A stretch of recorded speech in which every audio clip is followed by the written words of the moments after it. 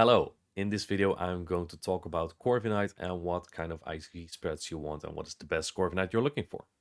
To cut to the chase, I'm not going to answer any questions in the comments about is my Corviknight good enough with these IVs. I'm going to show you exactly how to check it yourself and what kind of break bulk points Corviknight has, what matchups it will pick up. Long story short, unfortunately, the rank 1 is the best one from what I've seen. I've tried simming with different kinds of attack, defense, and HP, but the rank 1 will always come on top. There are some niches other Corviknight may have though, so let's take a look. Corviknight has access to 3 charge stacks: Ironhead, Sky Attack, and Payback.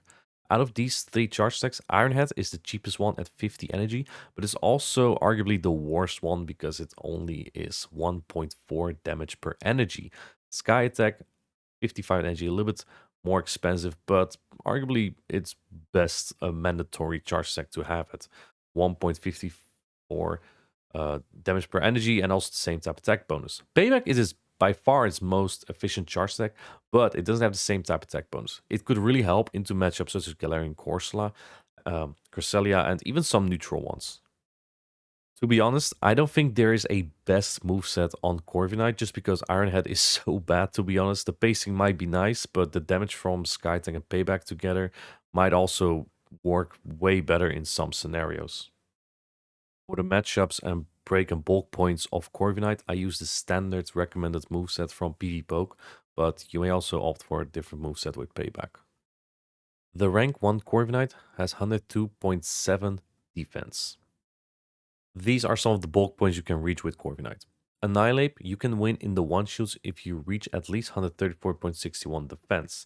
That is to ensure the bulk point against even attack-weighted Annihilate that want to hit breakpoint into, for example, Toxapex. But if you play against a defense-weighted Annihilate, 130 may also do. Karmic is a difficult one because you need at least 130.7 defense, but you also need a high HP paired with it to win the 1 versus 2 shield scenario. This one's weird because Skarmory never struggled here, but Corviknight without Payback does. Cresselia can win against Corviknight with shields up, but if you can ensure a bulk point, then you may be okay. It's a little bit difficult because Cresselia usually has a little bit higher attack. The 2 shield scenario, PvPoke says you don't win it in the 2 shields, but if you go straight Ironhead, you win this. This is also without Payback. For Dunsparce, you need a very high stat product to win the 2 shield scenario, or you need an extremely high defense of at least 134.59, but this is not very realistic because some Dunsparce have a little bit higher attack than the rank 1, and then this negates this. You can win the 1 versus 0 shield scenario versus Galarian Corsola with at least 130.34 defense. This is without Payback, so Sky Attack and Ironhead. Gastrodon can win the 2 shoot scenario against Corviknight if it gets 2 Body Slam baits and then lands either an Earth Power or Water Pulse, but it can only do so if it gets a Mud Slap breakpoint. To try and negate this, you need at least 131.52 defense, but again, this is a tough one to reach if Gastrodon has a little bit of attack. This is a big one. Mandibuzz with Air Slash. You think you win this if you resist Air Slash, but they don't resist your Sand Attack. So you need a lot of defense to try and negate their Air Slash breakpoint, because if you do, you win all even scenario against Air Slash Mandibuzz. A decent defense is required for Shadow Quagsire. I would recommend about 131 or 132. With this, you will win the 0 shield scenario against Shadow Quagsire, and you can win the 2 versus 1 shield scenario. This is kind of a weird one, but I wanted to add anyway. If you have a really low defense, Shadow Typhlosion, it has a lot of Incinerate breakpoints, but it hits the exact breakpoint needed to knock out Corviknight with 2 Incinerates and a Thunder Punch. I would recommend about 130 defense to negate this, 100%. Breakpoints are super valuable for Pokemon with 1 turn fast attacks. Think of Sand Attack doing 1 damage per fast attack per turn. If you get a breakpoint, you will do 2 damage per turn per fast attack. It could also go from 2 damage to 3 damage if you have enough attack. Unfortunately, Corviknight does not hit a lot of these.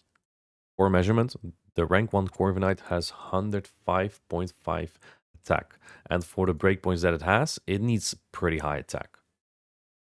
This is a big one, Diggersby. If you have at least 110 attack or so, you flip the 1 shield and the 2 versus 1 shield scenario. You can also ensure a breakpoint against Drapion with at least 111 attack. But if you have a low defense and HP, you actually lose the 2 shield scenario against Shadow Drapion because they can also hit a crunch breakpoint, which would allow them to knock you out in 2 crunch. And for that reason, it makes more sense to have a good Corviknight so you can hang on to those and win the 2 shield scenario either way. You can ensure a breakpoint against Shadow Alolan Sandslash with 110 attack. Then you can win the 1 shield scenario. Unfortunately, most players now run non-Shadow Alolan Sandslash, and Corviknight cannot hit a breakpoint there. The last one is actually a pretty big one. Toxapex. This Pokemon has a really high defense, but a low HP stat. That means that if you hit a breakpoint, you will do a lot of damage. Think of Malamar's breakpoints, in which Psywave will just evaporate its HP. If you have at least, you can ensure this with 112.54 attack, and then you win every shield scenario against Toxapex from full health. So even the 0 versus 2. You can also win the 0 versus 1 if you have a very high stat product, Corviknight. Now here's some interesting things you also need to know for your Corviknight. To win Azumarill in the 1 shield scenario, you need a Sky Attack breakpoint. Deal 1 more damage, and to make sure that Azumarill doesn't get to its final charge attack on 1 HP.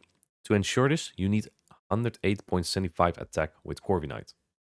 It is extremely unlikely that he will face this, but there is a bulk point that Azumarill can reach against the Scent attack from Corviknight, reducing the Scent attack damage from 2 to 1 each. You only need to be careful with this if you run a rank 1 Corviknight, because if you have 106.6 attack, I believe, you can ensure that this would never happen, and the Azumarill would need to be something like a 0-15-1. In that case, Azumarill wins every even shield scenario against the Corviknight.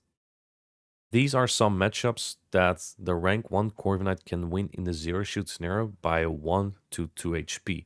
However, if the opposing Pokemon has a little bit of attack, it may not be able to do so because they may do 1 more damage with their charge attack or fast attack.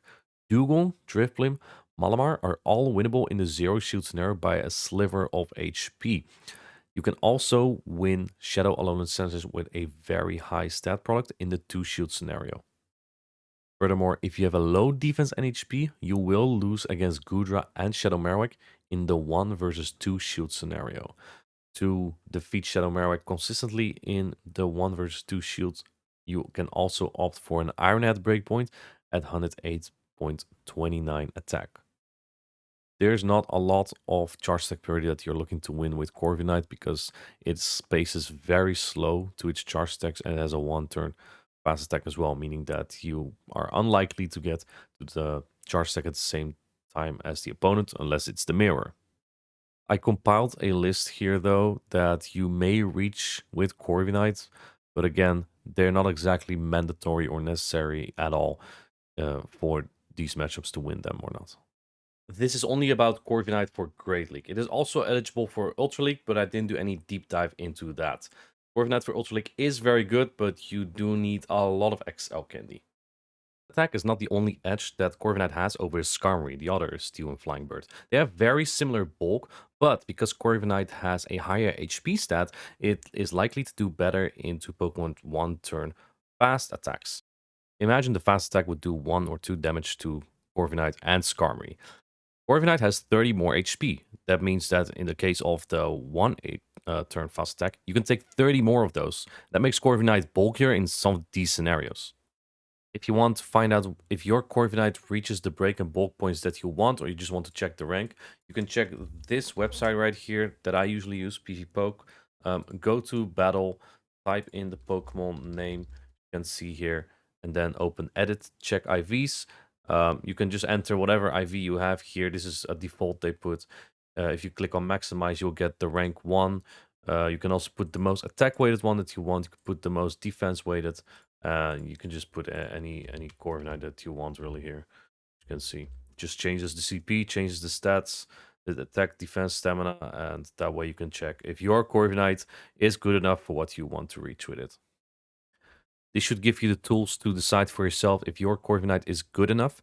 If you have questions about anything else in this video or how it works, do not hesitate to ask me in the comments, because I know that hardly any of this information can be found in the game itself.